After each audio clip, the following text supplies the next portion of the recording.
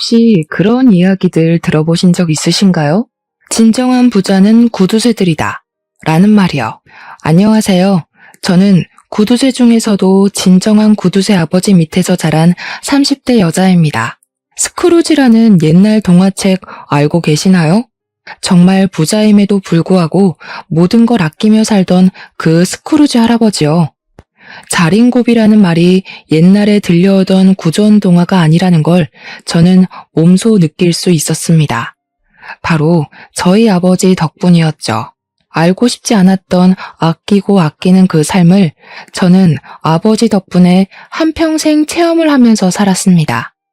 저희 아버지를 제가 스크루지 영감, 자린고비의 표본이라고 부르는 이유는 그거 말고는 다른 별명을 붙여야겠다는 생각이 전혀 들지 않아서였습니다.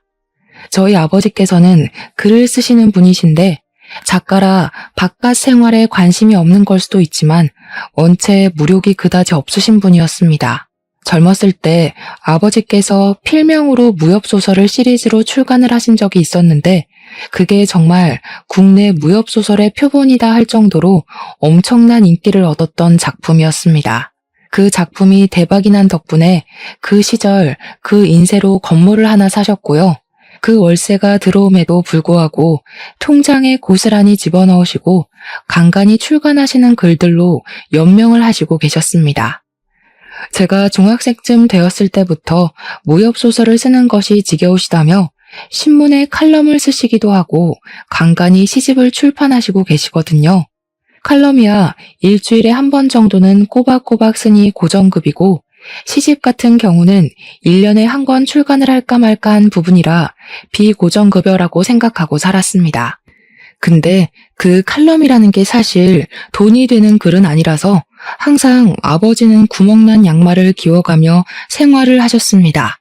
저희 아버지께서 무협소설을 쓰실 때 필명으로 글을 쓰셨던 터라 대부분의 사람들은 칼럼을 쓰는 지금의 우리 아버지와 그 무협소설 작가가 동일 인물인 걸 대부분 모릅니다.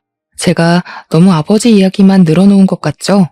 저희 어머니는 한평생을 집에서 내조만 하시던 분이셨는데 참 따뜻하신 분이었습니다.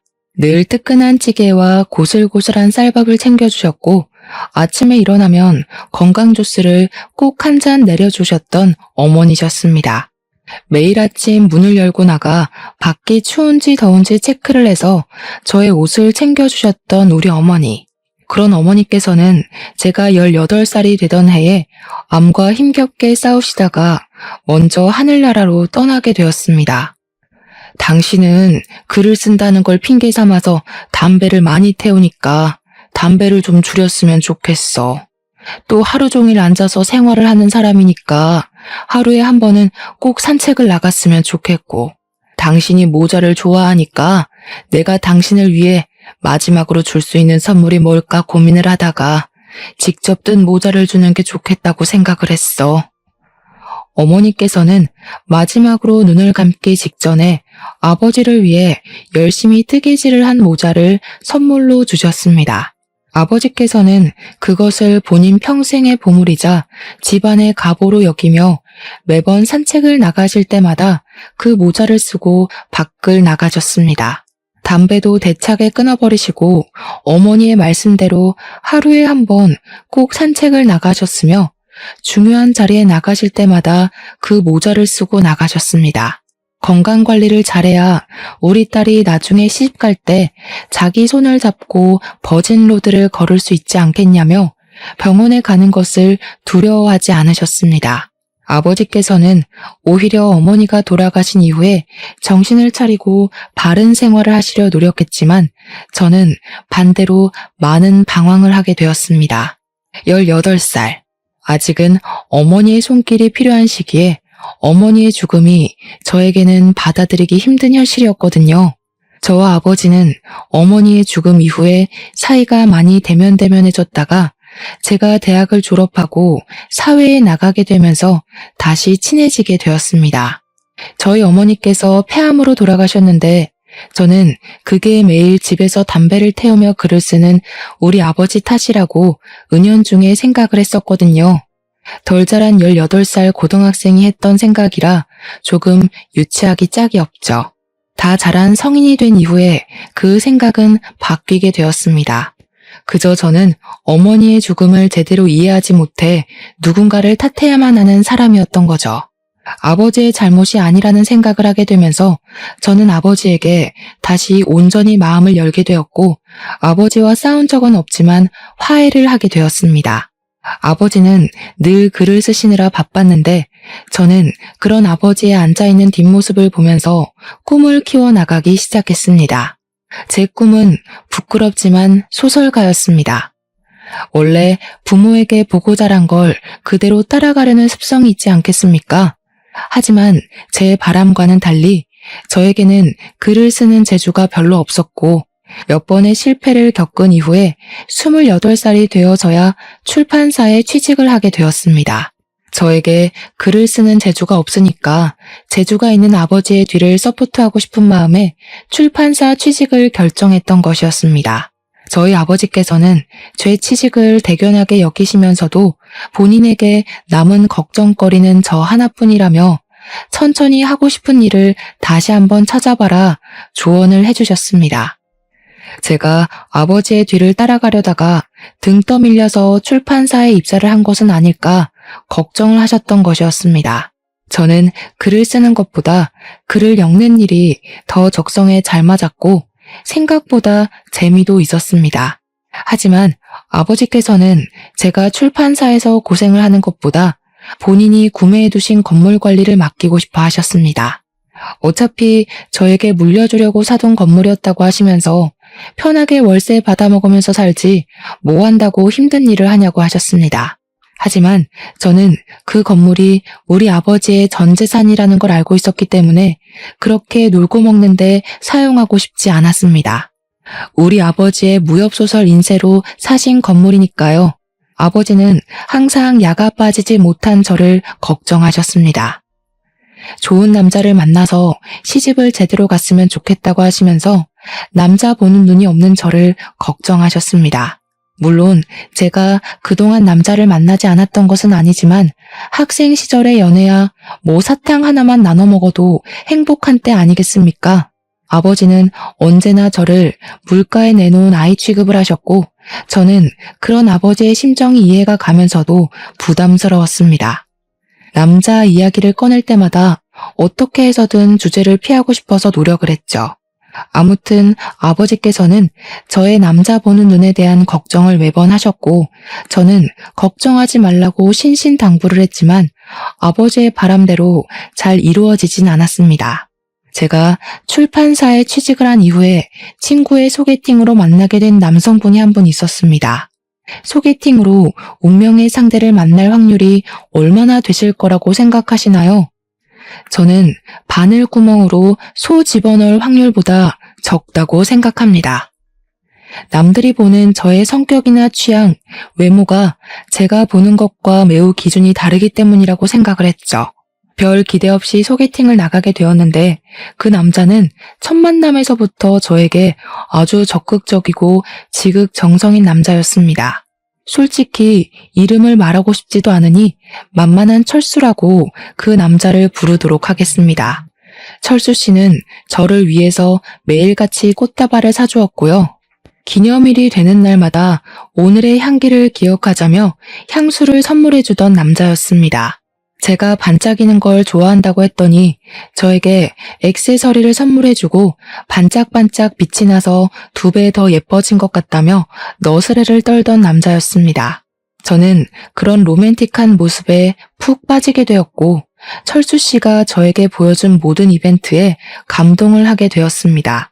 저를 위해서 간이고 쓸개고 전부 빼다 줄 것처럼 굴었던 철수 씨에게는 딱 한 가지 아주 큰 단점이 하나 있었습니다. 그것은 바로 연인 간에 제일 지켜야 할 선을 지키지 않는다는 것이었습니다. 처음에는 제 잔소리 때문에 챙기던 것을 시간이 지나고 저희가 오랜 시간 만날수록 챙기질 않더라고요. 그건 바로 다름 아닌 피임기구였습니다. 시간이 갈수록 어차피 나랑 결혼할 거 아니야? 오늘 안전한 날 아니야? 오늘 하루만 없는 거야. 다음에 챙길게. 하는 식으로 무지한 사람처럼 굴었습니다. 저에게 아이가 생기면 바로 결혼하자고 하면서 제가 원하지 않는 관계를 발전시키려고 철없이 굴었습니다. 저는 철수 씨와 결혼을 생각해 본 적 없었고 나이가 결혼 정년기에 훨씬 미치지 못한다고 생각했기에 제 커리어를 우선으로 생각하고 싶었습니다. 제가 철수 씨에게 한 번만 더 피임을 소홀히 하면 더 이상 만나지 않겠다, 헤어져야 할 것 같다고 이야기를 하며 엄포를 놓았습니다. 그랬더니 저한테 자기한테 그렇게 믿음이 없을 수가 있냐면서 우리에게 아이가 생긴다면 축복받을 일 아니냐고 딴소리를 하더라고요. 내가 아이를 원하지 않는다고, 당장 결혼할 생각이 없다고, 저는 제 커리어가 우선이지 결혼에 발목 끼고 싶지 않다고 했습니다. 출판사에 입사해서 일에 재미를 붙이고 있었고 언젠가 아버지의 책을 제가 담당해서 엮고 싶었기 때문에 그 꿈을 가지고 노력하는 중이었으니까요. 제 노력은 하나도 생각하지 않고 계속 결혼해 아이 타령을 하니 당연히 제가 질릴 수밖에 없지 않겠습니까? 저는 죽어도 지금 당장 결혼할 마음이 없으니 알아서 피임을 챙기지 않을 거면 우리도 여기까지 하자고 다시 한번 말했습니다. 알고 보니까 소개팅 주선자가 철수 씨한테 우리 집에 건물이 하나 있다는 걸 언지를 해뒀더라고요. 출판사에서 일해봐야 얼마나 벌겠어. 당신 집에 건물 있다며. 그거 월세 받는 게 훨씬 더 돈 되지 않아? 나도 나중에 가게나 한번 차려보고 싶었는데 당신 집 건물에서 가게 영업도 하고 그러면 얼마나 좋겠냐고. 나도 셔터맨 좀 해보자. 이 지긋지긋한 회사에서 벗어나고 싶다고. 알고 보니 저희 집 그 건물이 탐이 나서 저와 결혼을 하려고 애를 쓰고 있었던 것이었습니다. 변변치 않은 직장 생활을 하면서 건물주와 결혼을 하고 싶다며 노래를 불렀고 그걸 들은 철수 씨의 회사 동료였던 제 친구가 소개팅 자리를 연결해줬던 것이었습니다. 저는 꿈에도 모르고 있다가 자꾸 저와 결혼 노래를 부르는 철수 씨의 입에서 모든 이야기를 듣게 되었고 충격에 휩싸이게 되었습니다. 저에게 무슨 소리까지 했냐면요. 여자 나이 30이 지나면 패급이라고 자기가 결혼하자고 할 때 결혼을 해야 한다는 충고까지 들었습니다. 어떻게 사람 입에서 패급이니 뭐니 그딴 이야기를 할 수 있는지 기가 막혀서 제가 다시 한번 말해보라고 화를 냈죠. 나는 철수 씨랑 결혼 안 해도 잘 먹고 잘 살 수 있거든?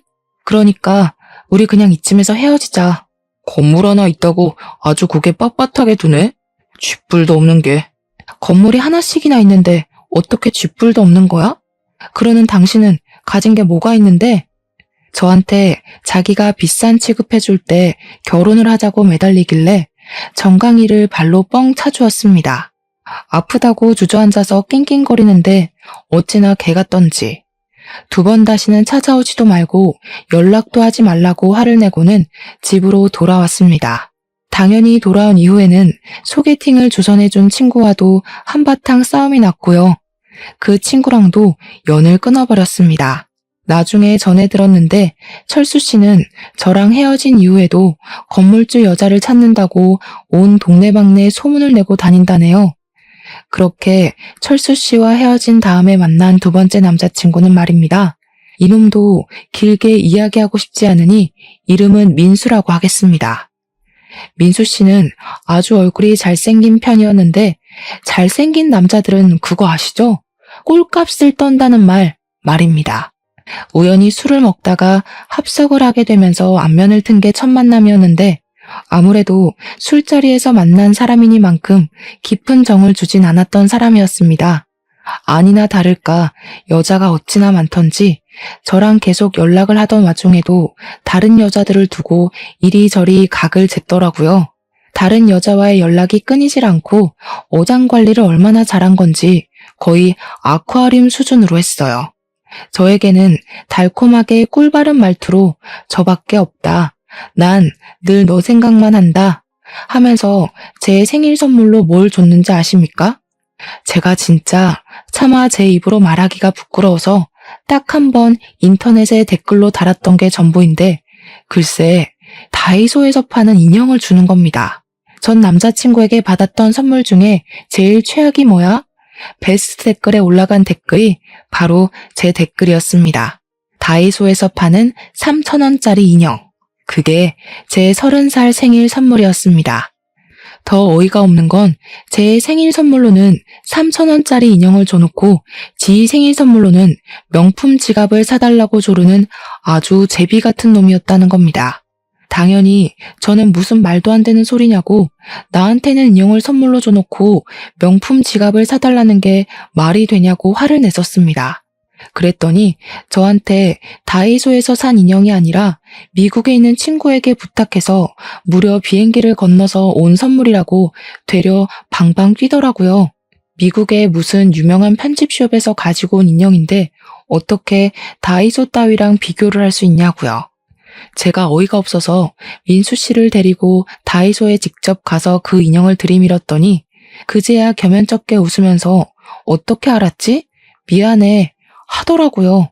한 번만 봐달라고 자기가 뭐라더라? 암튼 투자를 잘못해서 하필 돈이 없을 때 제 생일이었다고 변명을 하더라고요.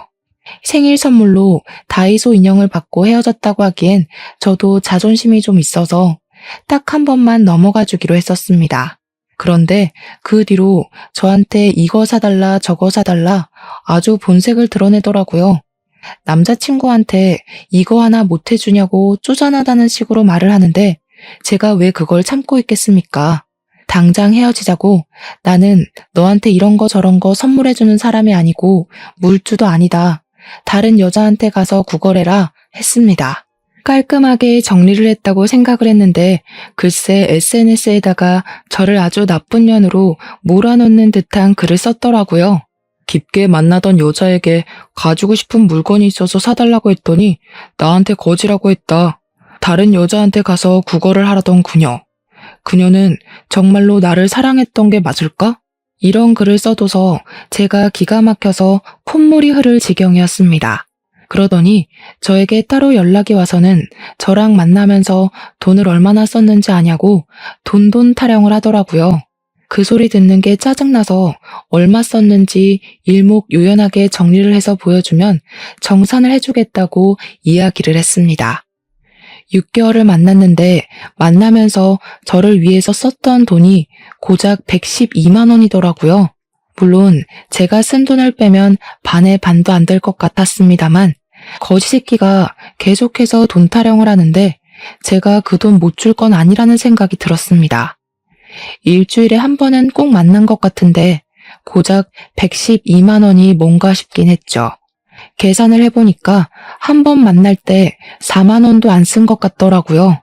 그래서 정확히 56만 원을 송금하면서 민수 씨의 112만 원어치의 사랑 아주 기가 막히게 잘 받았다고 비꼬며 연락을 했습니다. 더 웃긴 건 뭐냐면요. 헤어지면서 쓴 돈을 정산해서 반뚝 잘라보낸 게 저밖에 없었나 보더라고요. 아무래도 자기가 진국을 못 알아본 것 같다고 매달리더라고요.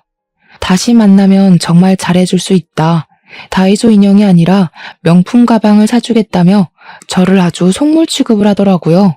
며칠을 조르는데 귀찮아서 대답도 안 해줬더니 저한테 빼빼로 데이라면서 빼빼로 한 개를 덜렁 기프티콘으로 보내더라고요.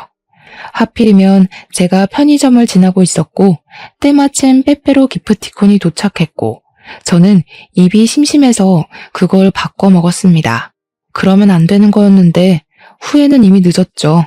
제가 바꿔 먹은 걸 알았는지 저한테 다음 주에 자기 생일이라면서 명품 키홀더를 가지고 싶다고 링크를 보내더라고요. 어이가 없어서 저도 기프티콘으로 빼빼로 한 개를 덜렁 보냈습니다. 우리 반반 정리하기로 했던 거 내가 잠시 까먹었지 뭐야. 그대로 돌려줄 테니까 너도 빼빼로 잘 먹고 앞으로 여자 등차 먹을 생각하지 말고 성실하게 살아.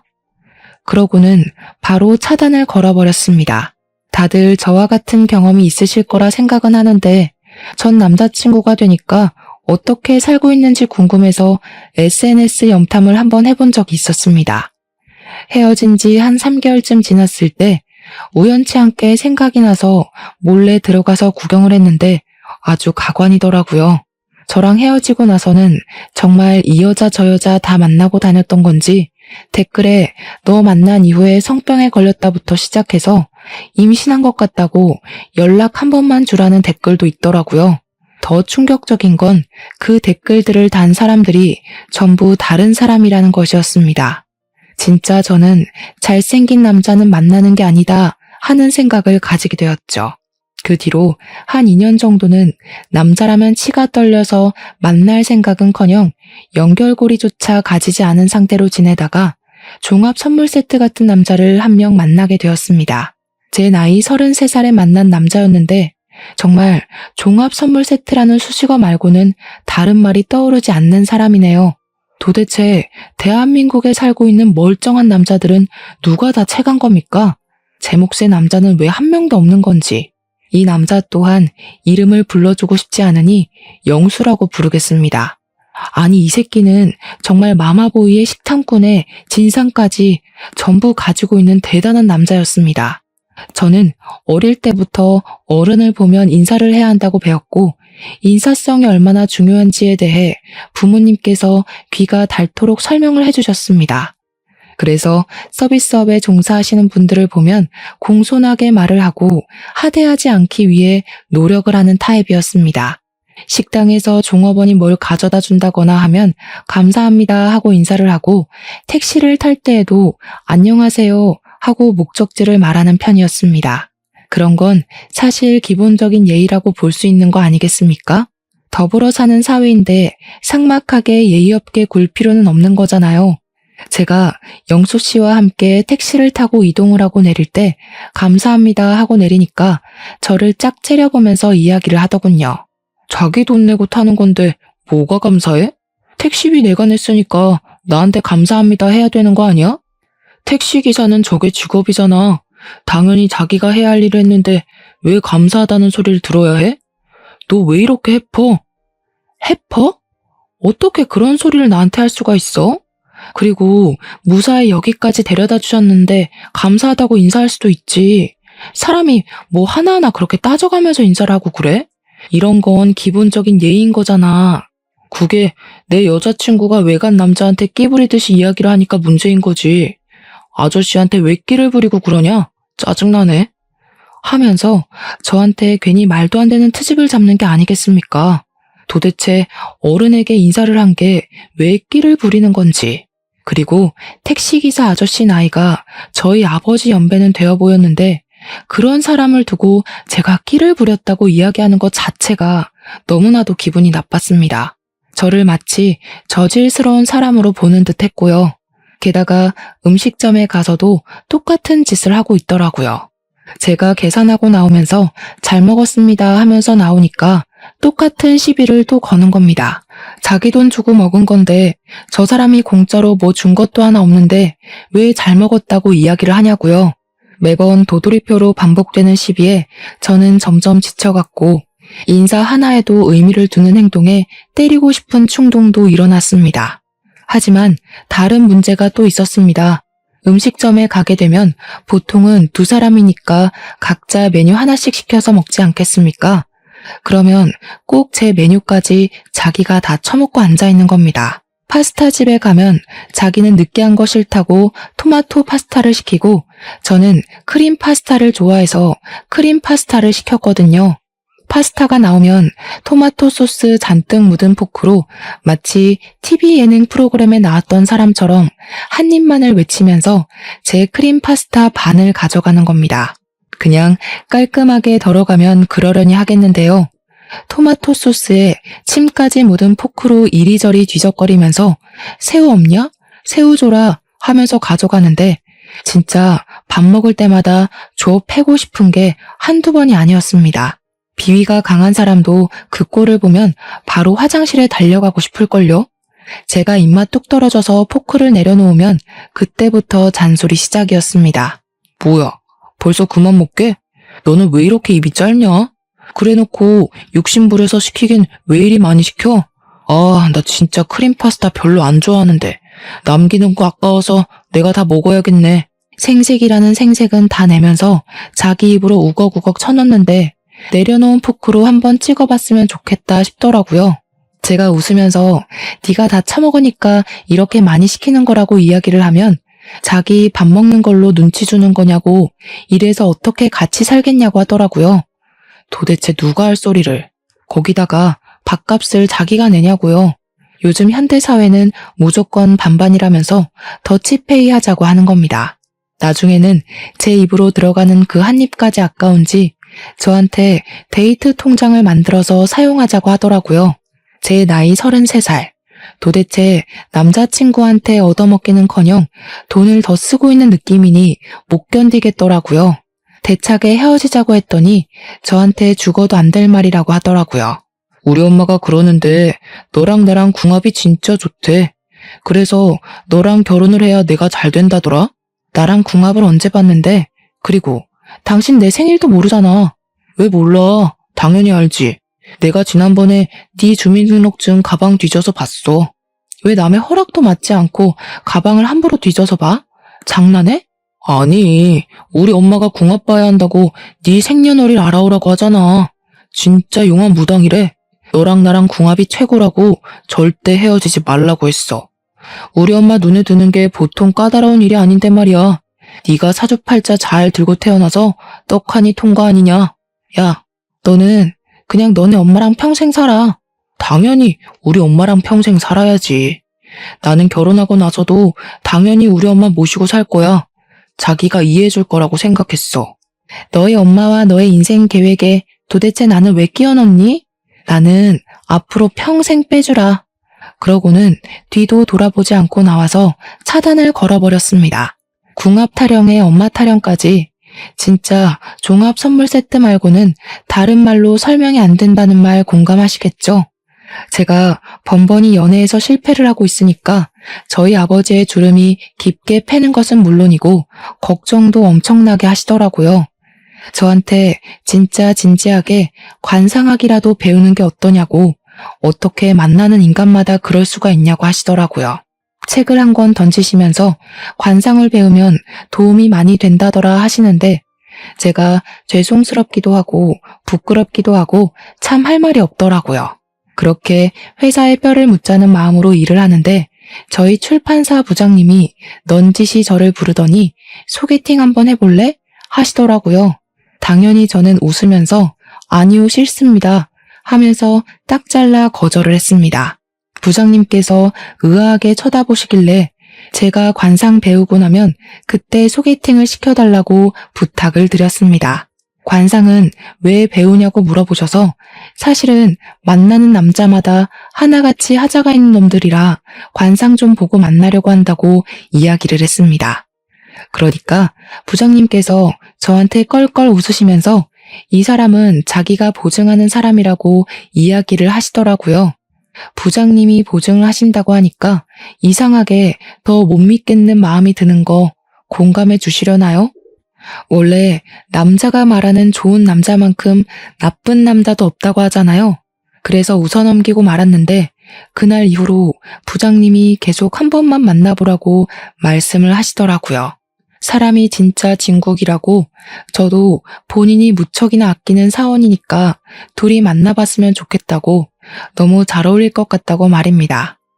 하필 부장님께서 직접 주선하시는 자리이다 보니까 제가 거절을 하기가 좀 애매하더라고요. 한 번, 두 번이면 괜찮은데 얼굴을 마주할 때마다 그 소리를 하시니까 결국 저도 한 번만 만나보겠다고, 아니면 바로 도망칠 거라고 이야기를 했습니다. 솔직히 연이은 실패로 인해서 대충 자리만 때우다가 나와야지 하는 마음으로 기대감도 없이 나갔습니다. 근데 첫인상이 너무 좋으신 분이 앉아있는 거 아니겠습니까? 제가 그동안 만났던 사람 중에 도를 아십니까 하는 사람만 없어서 긴장감을 늦추지 않았습니다. 키도 크고 생긴 것도 나름 멀쩡하고 같이 걸어 다녔을 때 쪽팔리지 않을 것 같은 사람이었는데 옷 입는 센스가 참 좋았습니다. 혹시 패션 쪽에서 일을 하시나 싶어서 직업을 물어보니까 소아과 의사라고 하더라고요. 그게 참 의외였습니다. 사실 생긴 건 공부 잘하게 생기진 않았었거든요. 거기다가 애들을 좋아하는 소아과 의사라고 하니까요. 제가 놀래서 소아과 의사요? 하니까 그분이 웃으면서 자기가 애들을 좋아해서 소아과로 갔다고 하시더라고요. 제가 공부를 꽤 잘해서 성적 맞춰서 의대에 가긴 했는데 수학과가 제일 마음에 남더라고요. 요즘 애 낳는 사람들이 별로 없어서 인기가 있는 과는 아니지만 어딘가에 아이가 한 명이라도 있으면 제가 살려야 하지 않을까 하는 사명감이 들었습니다. 지금은 동네에서 작게 수학과를 하고 있는데 나름 유명해져서 그런지 환우들이 조금 있어요. 저는 진중한 그의 말에 푹 빠져들게 되었습니다. 아이 좋아하는 사람치고 나쁜 사람 없다고 하지 않겠습니까? 동네 아이들이 많은 건 아니라 늘 손님이 많은 건 아니지만 먹고 살 만큼은 있다고 하더라고요. 건물주를 잘 만나서 그런 건지 몇 년 동안 월세도 동결되어 있고 해서 부족하지는 않다고 하는데 그때 처음으로 알았습니다. 의사라고 전부 떼돈을 버는 건 아니구나. 사명감을 가지고 일을 하는 사람도 많구나 하는 것을 말입니다. 제 나이가 35살일 때 만나게 된 인연이라 그런지 탐색전이 생각보다 꽤 길게 이어지게 되었습니다. 아무래도 제가 그전 연애에서 당한 것들이 꽤 많았고 나이도 있는지라 조심스러워지는 건 어쩔 수 없더라고요. 그래도 제가 출판사에서 일을 하고 있는 건 민우 씨도 알고 있었고 사는 동네까지는 서로 오픈을 하게 되었습니다. 그 사람은 우리 집에서 별로 멀지 않은 곳에 병원이 있었고요. 제가 사는 동네에서는 15분 정도 더 떨어진 곳이었습니다. 민우 씨의 병원 근처에 저희 아버지 소유의 건물이 있었는데 그런 것까지는 일부러 오픈을 하진 않았습니다. 사실 이 사람이 또 어떤 폭탄일지 모른다는 두려움이 있었거든요. 민우 씨와 저희 집 거리가 차로 20분 정도 되었는데 그래서인지 퇴근하고 나서도 가끔 만나서 밥을 먹거나 차를 한 잔 마시기도 했습니다. 민우 씨는 술이 잘 안 받는 체질이라면서 술은 절대로 입에 대지 않는다고 하더라고요. 그 부분이 참 마음에 들었습니다. 그렇게 한 3개월이라는 시간을 만나다 보니까 바른 생활을 하는 사람이고 여자도 없고 식탐도 없고 매너도 좋고 마마보이도 아니더라고요. 괜찮다 싶어서 제가 먼저 연애를 해보자고 이야기를 꺼내니까 쑥스러워하면서 사실 자기도 언제 이야기를 할까 타이밍을 보고 있었다고 하더군요. 우리는 그렇게 연애를 시작했고 저는 부장님께 감사한 마음을 담아서 명품 넥타이를 선물해 드렸습니다. 부장님이 벌써 결혼 준비하는 거냐고 화들짝 놀라시길래 결혼은 아니고 연애 시작했다고 정정해 드렸죠. 그렇게 저희의 연애는 순조롭게 물 흐르듯이 이어져서 2년이라는 시간을 만나게 되었고 37살에 결혼을 약속하게 되었습니다. 민우 씨의 나이가 저보다 2살 더 많았기 때문에 더 늦기 전에 결혼을 하는 것이 좋겠다는 생각이 들었고 양가에서도 은근히 바라는 눈치였습니다.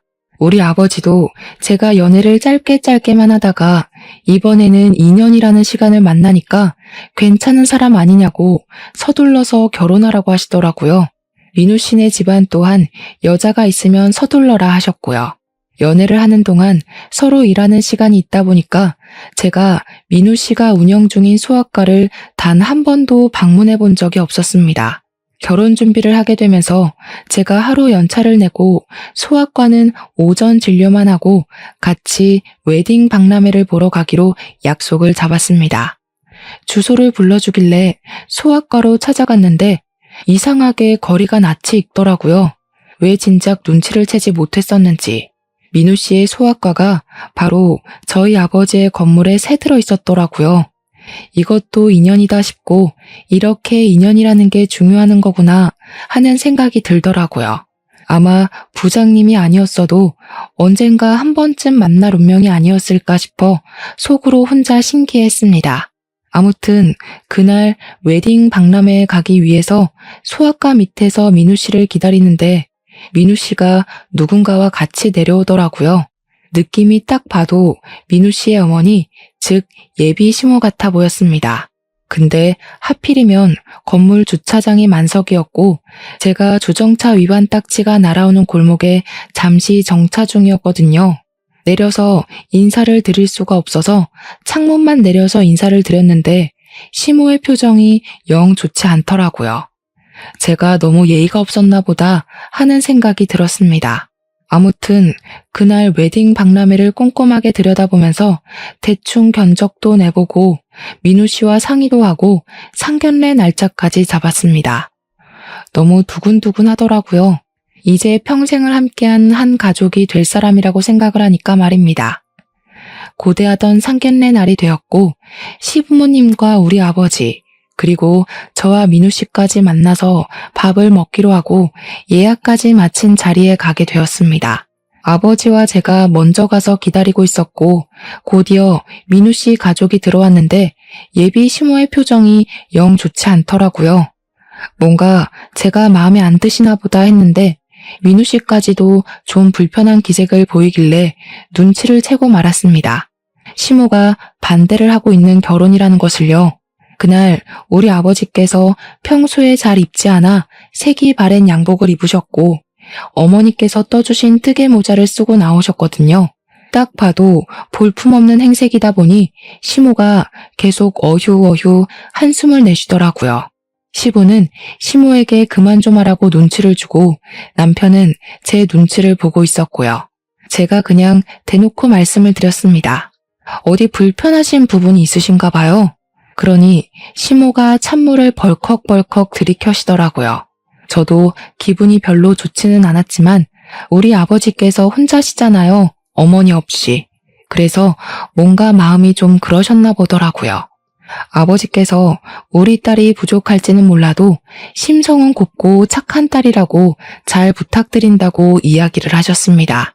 먼저 저 자세로 나가니까 제 마음 한편이 또 울컥해지더라고요. 분명 탐탁치 않아서는 어른들 앞에서 우리 아버지가 고개를 숙인 게 미안하고 고맙기도 하고요. 시부가 아니라고 우리 아들도 부족함이 많은 아이라고 같이 주거니 받거니 하려는데 시모가 말을 확 가로채더라고요. 우리 아들이 의사인데 뭐가 부족해? 차고 넘쳐서 흐르는 지경이지. 그러자 민우 씨가 시모를 막 말리더라고요. 제발 가만히 좀 있으시라고요. 속이 시커멓게 타는 기분이라 저는 물이 절로 들어갔습니다. 아무튼 불편한 공기가 쫙쫙 흐르는데 시모가 결국에는 입을 열고 하고 싶은 이야기를 하시더라고요. 제가 참 속이 시끄럽습니다. 우리 아들 의사로 키우는 게 결코 쉽지 않았거든요. 택시기사로 일하는 우리 남편, 주방일 하는 제가 겨우겨우 키워낸 아들입니다. 처음에 소아과 개업했을 때 얼마나 뿌듯했는지 모릅니다. 병원에 환자가 많은 건 아니지만 먹고 살 만큼은 되니 넉넉한 처가 만났으면 하는 바람이 있었죠. 근데 부족해도 너무 부족한 거 아닙니까? 이야기 들어보니까 글쟁이라고 하시던데 예전부터 글쟁이들이 가난했죠. 글쟁이라는 단어가 솔직히 기분이 나빴습니다. 어머님, 글쟁이가 아니라 작가라고 합니다. 너 지금 나 가르치니? 제가 솔직히 남자 하나는 잘 골랐다 싶었는데 시모가 이런 폭탄이라니 정말 환장하겠더라고요. 시부랑 남편이 시모에게 예의 없이 행동하지 말자고 시모를 나무라시더라고요. 내가 천성이 나쁜 사람은 아니고 그냥 속이 상해서 그렇습니다. 나도 벤츠 끄는 며느리 갖고 싶었어요. 우리 아들이 의사 됐을 땐 그럴 수 있을 줄 알았죠. 강남에 병원 떡하니 개업해주고 우리 부부 노후 걱정 없이 살게 해줄 그런 며느리 안 원했으면 거짓말이죠. 네네, 이해합니다. 얼마나 힘들게 자식 뒷바라지 하셨을까요? 맞아요. 택시기사 해봐야 얼마나 봅니까? 다 회사가 가져가지. 제가 주방일 하면서 손이 부르트게 키워낸 아들이라니까요. 물론 예비 며느리가 부족하다기보다는 저는 가난이 싫은 겁니다. 사돈댁 모자도 낡았고 양복도 다 빗발했는데 가난한 집안끼리 만나서야 되겠습니까? 딸아이도 부잣집에 시집 보내시는 게 좋지 않겠습니까? 저희 아버지께서는 한참 동안 말이 없으셨고 저는 너무 속이 상해서 아빠 그냥 일어나자 하고 자리에서 일어나니 예비신랑이 저를 딱 잡더라고요. 저 없으면 안 된다고 그렁그렁한 물결인 눈으로 저를 바라보는데 시부가 시모를 향해서 소리를 버럭 지르시더라고요. 둘이 좋아서 결혼하겠다는 게 집안이 가난한 게 뭐가 어때서? 당신은 나랑 결혼할 때 그런 걱정 안 하고 결혼했어? 우리도 땡전 한 푼 없이 반자에서 시작했잖아. 그래서 우리가 얼마나 고생했어. 우리 아들, 딸 고생 안 시키겠다는 게 죄야? 서로 돈 많은 집안 찾아가면 아무 걱정 없잖아. 그 말을 듣는데 시모가 절 싫어해서 이렇게 반대를 하는 건 아니구나 하는 생각이 들었습니다. 처음에 저를 보고 불편한 표정을 지었던 것도 제 차가 오래된 국산차라서 그런 거였더라고요. 참 속물인 것 같으면서도 실속은 챙기지 못하는 속물이구나 싶었습니다. 근데 그때 저희 아버지가 그러시더라고요. 자네가 지금 새 들어있는 그 건물 말일세. 월세가 몇 년간 동결이었지? 지금 제가 개업한 지 6년 차인데 6년 동안 월세가 오른 적이 없습니다. 내가 그 월세를 좀 올려받으면 우리 집 살림이 넉넉해질 텐데. 그러자 시모가 저희 아버지를 빤히 보더라고요. 제가 그 건물 월세를 지금 시세에만 맞춰도 우리 딸 벤츠도 사줄 수 있습니다. 물론 월세를 올리지 않아도 제 인세면 사줄 수 있긴 하지만 우리 딸이 직장인인데 벤츠 끌고 다니면 부담스럽겠죠. 유지하는데 돈이 많이 들 거고요. 딸이 싫다고 할 게 뻔해서 안 해주는 겁니다. 제가 지금은 시집이나 쓰고 칼럼이나 끼적이긴 하지만 소시적에 잘 나가는 무협소설가였습니다. 필명이 심적이었는데 아시는지요? 그러자 시부가 그게 사실이냐고 자기가 정권을 소장하고 있다면서 호들갑을 떨었고 시모도 얼떨떨해 하셨습니다. 요즘은 이북이라고 해서 휴대폰으로도 볼 수가 있습니다. 덕분에 재출간이 되면서 인세도 섭섭지 않게 들어오지요. 그 건물도 인세로 구매한 건물입니다.